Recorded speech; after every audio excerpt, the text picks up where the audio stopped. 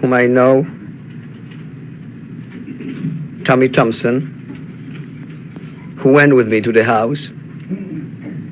And as my birthday present, I heard last night on the radio that I sold the exclusive pictures of my house to Life magazine. Well, I don't think I have to comment on it.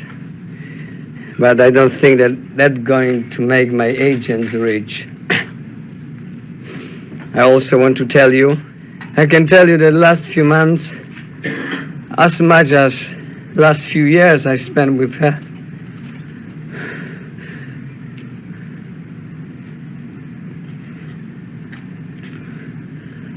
were only time of true happiness in my life, and facts which will be coming out day after day will make ashamed a lot of newsmen who, for a selfish reason, write unbearable for me horrible things about my wife. All of you know how beautiful she was. And very often I read and heard statements that she was one of the most beautiful, if not the most beautiful woman of the world. But only few of you know how good she was. Sharon not only didn't use drugs, she didn't touch alcohol, she didn't smoke cigarettes.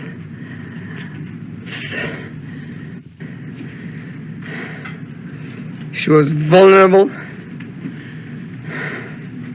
She couldn't refuse any friendship. She had innumerable friends, and I had them too. There was a lot of talk about parties going in our house, which are true. There was constant party. There wasn't an evening without few friends. Even when I was working hard, even if she was working hard, there was always somebody coming in the evening. There was always Sharon.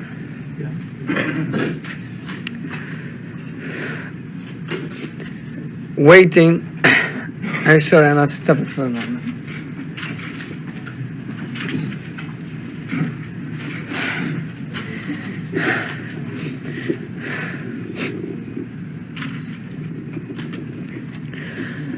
Will be Mr. Polanski will make his statement. I am sure you will all extend to him the courtesy of allowing him to finish his statement without interruption. There will be no questions asked, no questions answered. Mr. Polanski will speak to you this morning, well, of grief, disillusionment, and sorrow, the depth of which well seems to grow deeper because of the dissemination of information which is misleading.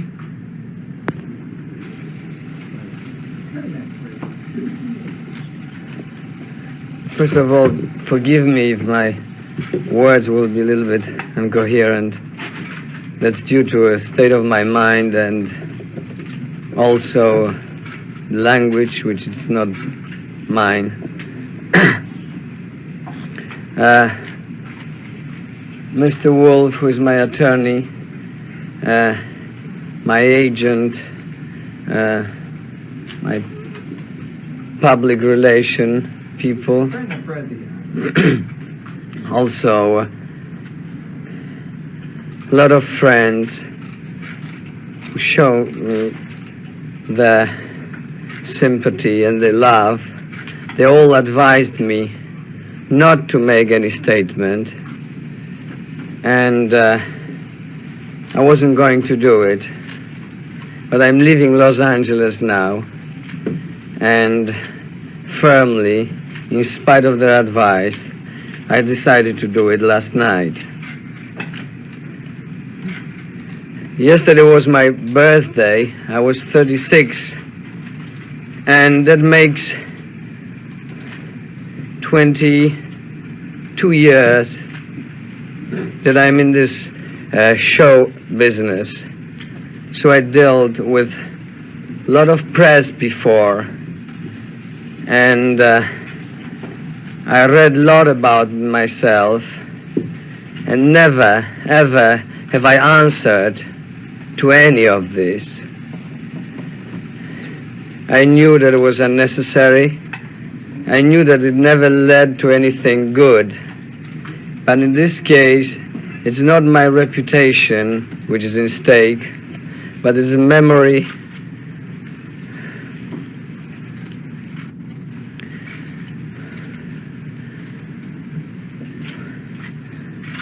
of only person who maybe loved me truly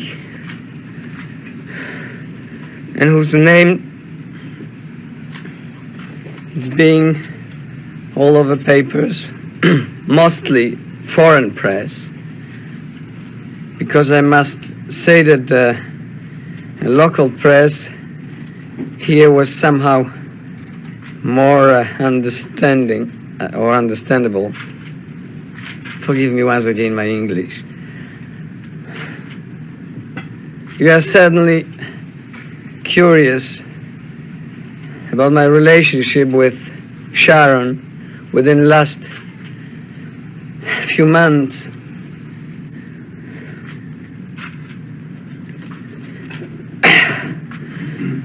There was Sharon and dogs and friends waiting for me when I was coming back from the studio.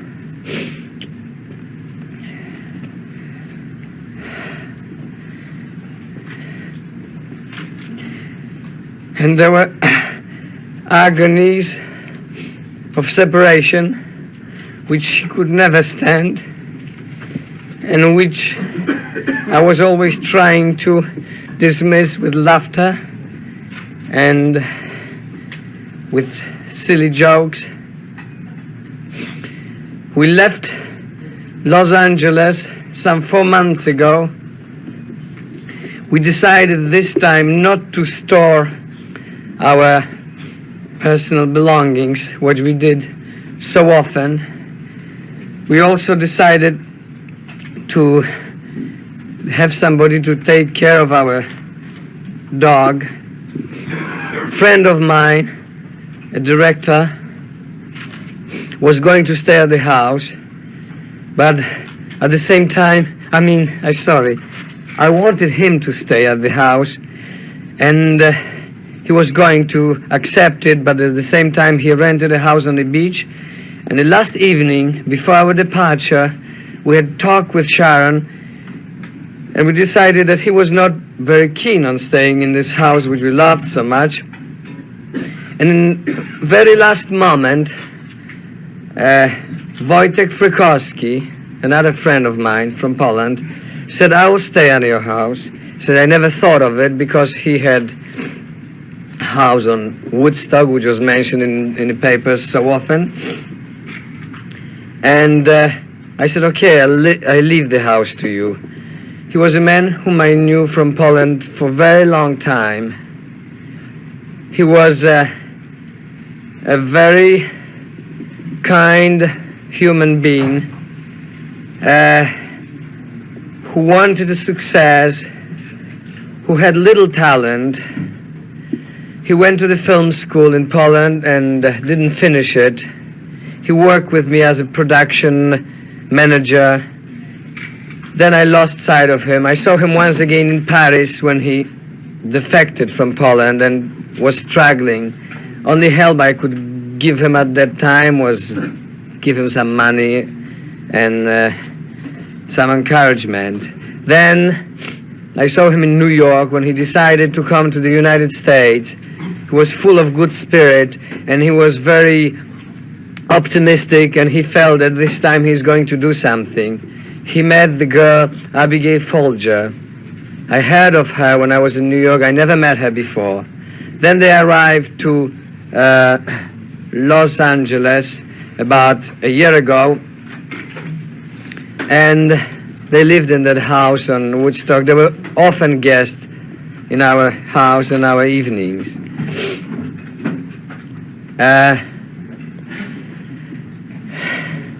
I didn't know about any of his connections with the people that were mentioned in the press, and they were guests in my house during our absence in Europe.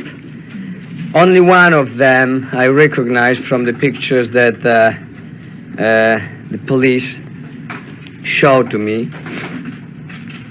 There was a man who came to a party when we were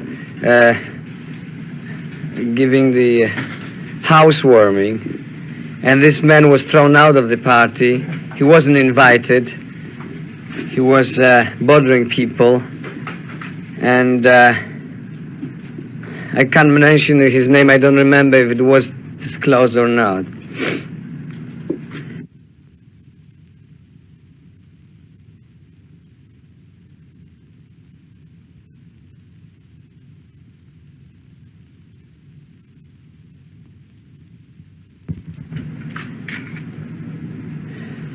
That was about all.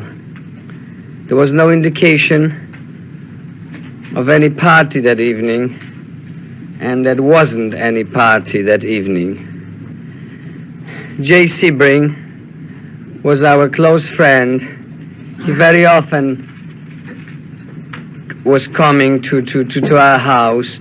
Sometimes he popped without calling before.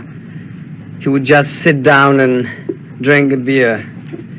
There was a lot of talk about drugs and use of drugs. Both Wojciech Frykowski and Jay Sebring smoked pot sometimes. I saw them doing it. In my house were parties where people did smoke pot. And I must tell you furthermore that I was not at the Hollywood party where somebody didn't smoke a pot. And I was at many parties here. I know that always at some time of the evening somebody would go out or go to the bathroom and came back and would be a little bit calm and tranquil. It was not a very happy experience for her, but her greatest picture she was doing was her pregnancy. I never seen a woman more preoccupied with it. The house is open now. The police has released it, and you can go and see the orgy place. You will see innumerable books about natural birth, which she was planning. And I was hurrying home because apparently I had to go to some kind of school with her. I never understood what it was, but I had to be present at these lessons or whatever it was. But I was going along with anything she said. You will see the baby clothes. You will see the room which she was painting, and samples of wallpaper of which she was complaining that it took so long to get. You will see some brochures of go-karts that apparently was a present she was going to buy for me. You will see few glasses, maybe 6, used, no more. That indicates the party. You will see a lot of blood all over the place. Cradles, baby clothes, and that's all. I'm sorry for being so long, but I had to tell you whatever was on my mind. I hope you'll treat me kindly. I'll give you the last information that only people who are kind to me here were my friends, and I didn't know that I had them so many. Friends, they came from all over the world just for 1 or 2 days. There was one pressman that was known as being kind to them, that they didn't pay me back. And I tell you, last thing, that people who show me the most heart, understanding, and who changed a lot of my opinions about certain circles were what we call fuzz. The cops were really very, very good. Thank you, gentlemen.